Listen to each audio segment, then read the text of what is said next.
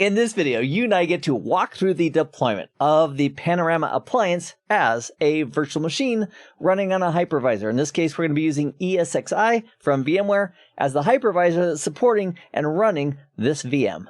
So to do that, here's the interface for ESXi that's running right behind me. And let me just take a look at my networking real quick. And I've got this port group called 192 Management Network, which is associated. Let's go ahead and click on it. And this port group is associated with this switch, which is vSwitch 0, which has connectivity out to my physical home office network, which is the 192.168.1 network in my home office. So as we deploy this new Panorama server, I've already got one running. We're going to go ahead and walk through the implementation of another one. But as we go through the deployment, when it asks me what network do you want to connect it to, I'm going to go ahead and choose this port group. So to create a new virtual machine, we'll right click on the host. From the dropdown, we'll select create/register a VM. And Palo Alto provides this VM as an OVA file, the open virtualization format. So I'm going to specify I'm going to use an OVF for an OVA file. Click on Next. It wants me to give it a name. I'll call this Demo Panorama Appliance. And I'm going to click right here to go ahead and pull that OVA file that I've already downloaded from Palo Alto to my computer to go ahead and select it. So I've selected that from my file system. It's called panorama-esx-10.1.0.ova. And we'll click on Next. I'll specify I want to put it on this data store. It's got room. That works. I'll click on Next. I will do thin provisioning, and then here it's asking me about what network do I want to associate this virtual machine's network interface card with. And I'm going to specify the 192 management network because that's literally where it goes. It's bridged over to my 192.168.1 network. And here's the great news. In my topology, that's the same 192.168.1 management network that my firewalls are currently connected to as well. So we're going to have easy connectivity on the management network between Panorama and the firewalls that Panorama is managing. So we're going to choose thin provisioning and not waste any disk space. And then I'm going to go ahead and have it power on automatically. We'll click on Next. And it's asking us to confirm. And we will click on Finish. And away it goes. So I'm going to click down here on Recent Tasks. And that is in the process of deploying. So we'll just give that a minute or two to continue. When it's done, we'll cut right back and continue with the deployment of the Panorama appliance. So in the background, I just turned off the other Panorama so it wouldn't be a conflict because I'd like to walk you through the initial setup of that virtual appliance. All right, so now the appliance is deployed, let's take a look at the next step. So our next step is to bring up a console. So there's a few ways of doing that. We can click on it there and click on it here. That'd bring up a console, or we could right click. And from the drop down under console, I've got the VMware remote console. I'm going to use that. That opened up in a separate window, which is right here. And that is the Panorama appliance doing its initial power on. So it's asking us to log in. The default username is admin. The password is admin. But it's a little bit of a fake out. Very similar as we had on the firewalls. Is that it takes a few minutes for it to fully initialize. So until it says something like VM login, it's not really ready for us. So if we typed in admin and then put the password of admin, it says login incorrect. Okay, ooh, PACMS. That looks better. Let's try it again. ADMIN.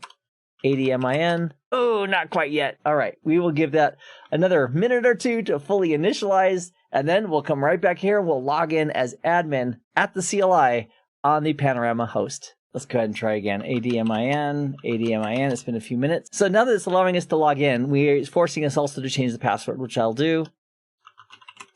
I'll put the old password in. I'll put the new password in. I'll confirm the password and press enter. So we need to do a commit, so we'll do a configure. Enter, and then type in commit, commit. All right, so that'll commit the password change, and then we can go ahead and verify what the IP address is. All right, so I'm going to type in exit to exit out of configuration mode. Let's do a show interface. Let's do management, press enter. And that is really good to know because that happens to be my default gateway address on my home office network here. So I need to change that because if I try to connect to it from my management PC right now, it's probably not going to get there because that's also the IP address. And you set my default gateway. So let's use the CLI and let's just modify right here that management interface IP address. So we'll type in configure and let's do a set and device config and a question mark system question mark IP-address space question mark. And let's assign this guy 192.168.1.10 space and a question mark. And the net mask is 255.255.255.0. We can also specify a default gateway. In fact, let's do it. So the syntax is default gateway. And then we'll put the default gateway of 192.168.1.1. All right, and then we'll commit that. Looks good. We'll type in exit and let's hit the up arrow key a few times and do a show interface management again. And that looks much better. All right, so let's go ahead and connect to that IP address with the browser. So we're using HTTPS to connect to that IP address, and my browser is complaining because it's signed by a certificate that's not trusted by my browser. I'm going to click on Advanced and click on Proceed. We'll log in as admin with the password that we changed at the CLI. Press Enter. And as a warning message, it's saying there's no device groups. We know, we just deployed you. We'll get there, we'll get there. So it's asking us to please create some device groups that can do its job. So we'll go ahead and click on OK. Welcome to Panorama 10.1. Thank you very much. It's warning me that I don't have a license here. It's explaining I should probably do that if I want to make it work, which is true. It's not going to be very effective if we don't have a license. Now, the problem is this Panorama appliance has no DNS information. I didn't configure it, so it's in trouble regarding trying to figure out how to resolve anything. It's got a default gateway, but it doesn't have DNS. So now it's asking me, do I want to do it manually? I'm going to go ahead and say sure. And then from here, it's showing the UUID and the CPU ID. And then we can go to the portal at support.paloaltonetworks.com, log in, download the license key that we have for this device, and then manually apply it. So I'm going to go ahead and click on OK and say thank you for that. And let me show you where a couple other things are that are pretty important. Now here, under serial number, as far as this working with your license, not only does Palo Alto need to know about this device, but we'd also want to go ahead and put in the correct serial number.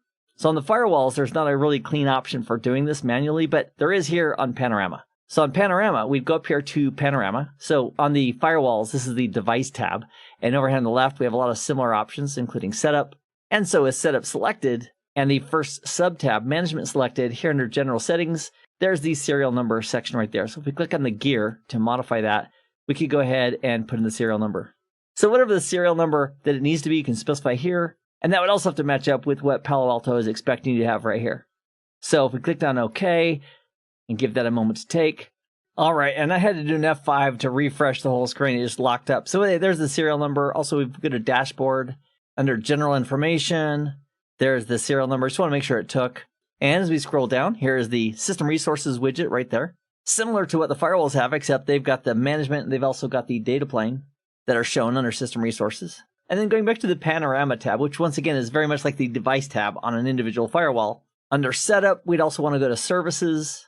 And then here under services, we'd want to click on the gear and specify a DNS server because without a DNS server, this device is never going to be able to resolve updates.paloaltonetworks.com or anything else. And that's pretty important if we have a licensed system. It needs to do DNS resolution. So we'd want to make sure we put that here. Oh, you know what? There's one other thing I want to share with you too. And that's back here under management. There's an option here for an SSL/TLS service profile. So if you wanted to specify when people connect to this Palo Alto firewall, what cert it's going to use, with the Panorama tab selected up here on the left, we have the certificates option under certificate management, very similar to where it is on the firewall. And by default, there's no certificates here. So if we click on generate, let's call this Panorama self.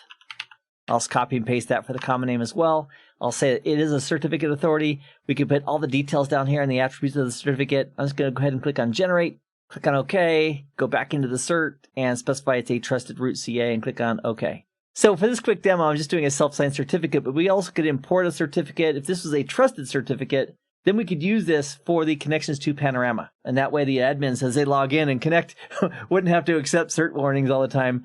They could actually validate that they're connected to the actual correct device. So if we want to use this certificate for authenticating admins as they connect to Panorama, we could go down here under certificate management to SSL/TLS service profile, click on add. We'll call this our profile. From the drop down, we'll select that certificate that we just generated. We'll specify the minimum and max versions for TLS. So TLS 1.0. So basically anything that's SSL is out of the picture. It's going to be TLS 1.0 or better. We'll click on OK. And then if we go back to setup, we can go ahead and associate under general settings, we can point to that profile. So here under Panorama, setup, management, we'll just click on the gear once more. Here's where we put the serial number in earlier. And for the SSL/TLS service profile, we use the drop down, grab our profile, click on OK, and then click on commit. And we'll click on commit. And I'm going to go ahead and let that finish in the background. I'm going to click down here on logout. So let's log in again. We'll play our credentials. Also in the background, my browser is complaining that it doesn't trust the cert. In fact, let me take you out of full screen so you can see that. So it still says it's not secure right here. However, we click on that and we go down to certificate. We can see right here it's issued by Panorama Self. So we'll have another set of videos about certificate management in greater detail, but that's how we can use an SSL/TLS profile to specify which certificate to use when our admins are connecting to this Panorama system. So now that we have Panorama up and running, I see one huge problem, and that huge problem is that it's not managing any of our firewalls yet. So in the next video, what I'm going to do is I'm going to go ahead and shut this Panorama system down. I've got another one that's currently registered and licensed, so it can actually bring in firewalls to manage them, and we'll continue the journey of onboarding a firewall to be managed by Panorama in the next video. I'll see you there in just a moment. Meanwhile, I hope this has been informative for you, and I'd like to thank you for viewing.